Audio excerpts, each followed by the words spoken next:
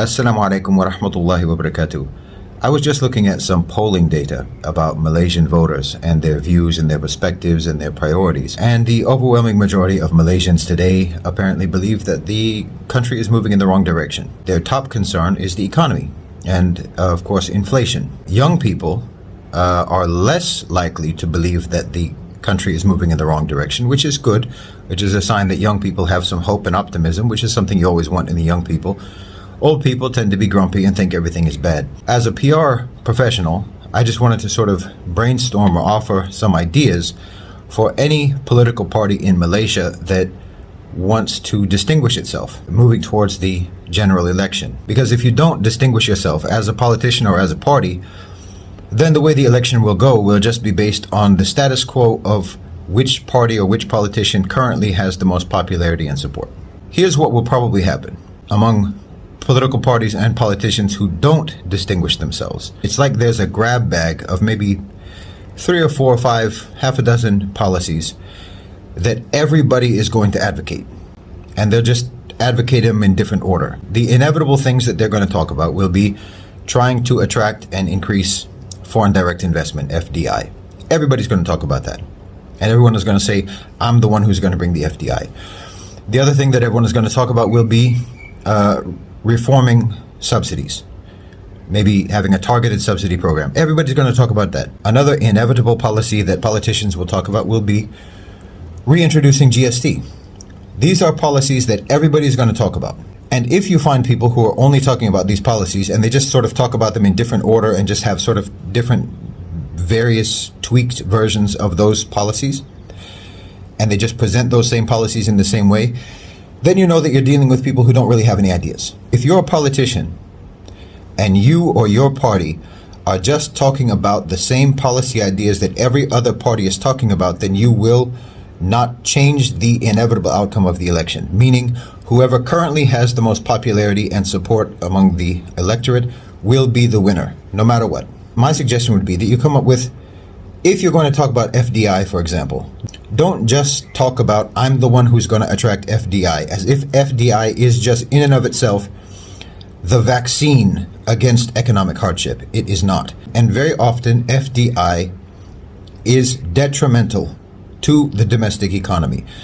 So if you're going to talk about FDI, talk about some specific policies with regards to FDI that will ensure that that foreign investment in Malaysia will be beneficial for the public, will be beneficial for the population, will be beneficial to the domestic economy, and not just a way of actually funneling money out of the domestic economy into some foreign investors' pockets. Another topic that you need to talk about that may not get talked about very much by most politicians is land reform, agriculture, and food security. These are areas that are absolutely of the most vital and critical concern for any country, as I said before in another video.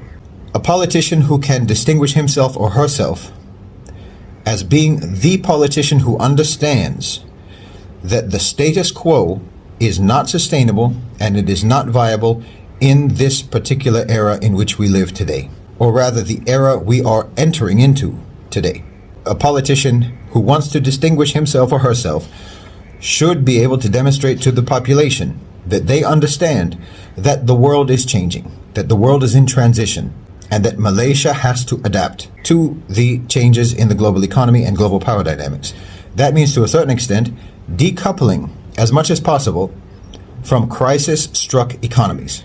Decoupling from economies around the world whose economic problems will only be a contagion to your local economy, to infect your local economy. The extent to which they are coupled to those economies, that's the extent to which they are suffering from inflation. So you need to regionalize your supply chains, focus on regional economic partnerships, and they shouldn't demonize China. China remains the most viable alternative for the global south as an economic partner, as a source of investment. But that type of investment has to be regulated, and what sort of projects for which investment will be sought. For example, you don't need it for mega projects, you need it for infrastructure type projects, you need it for projects that will benefit the general public. And a politician who wants to distinguish himself or herself should talk about the development of sectors in the economy that do not merely lend themselves to the creation of millionaires and billionaires, but lend themselves to the widespread circulation of money in the market. That's what's good for the economy. And developing agriculture and giving prestige to working in agriculture, working in food production. Have the message that no job is a low job. There's a free political slogan for you. No job is a low job. Working on the land, growing crops, producing food for the population is honorable and prestigious and patriotic work. Don't just take the generic policies from the grab bag of policies that all of the other politicians and all of the other parties are going to use. You have to distinguish yourself. And all of these types of messages can be sort of congealed into a message of self-reliance, self-sufficiency, independence, regional solidarity, political non-alignment, preservation of food security and food sovereignty, and developing your economy on your own terms. Not according to the American model, not according to the European model, but according to a model that works for Malaysia. And that means also not neglecting traditional economic sectors like fishing, like farming, agriculture, ranching, these things. And the development of economic sectors that do not exacerbate income disparity in the society, but economic sectors that reduce income disparity in the society. And the situation in Malaysia reflects the situation in many, many countries in the global south where people are dissatisfied with the direction that the country is going. Why?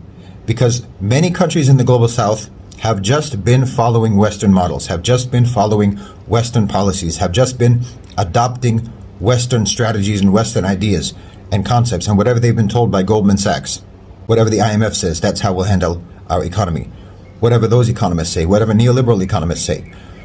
People are not satisfied with the direction that the country is going if you're following that direction, because that direction leads to failure. So tap into the optimism and the hope of the youth, because the optimism and the hope of young people in Malaysia has to have, at its core, a sense of patriotism, a sense of national pride, and a sense that Malaysia can make its way forward on its own terms.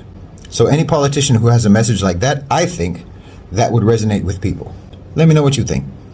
Jazakumullahu khairan wa assalamu alaikum.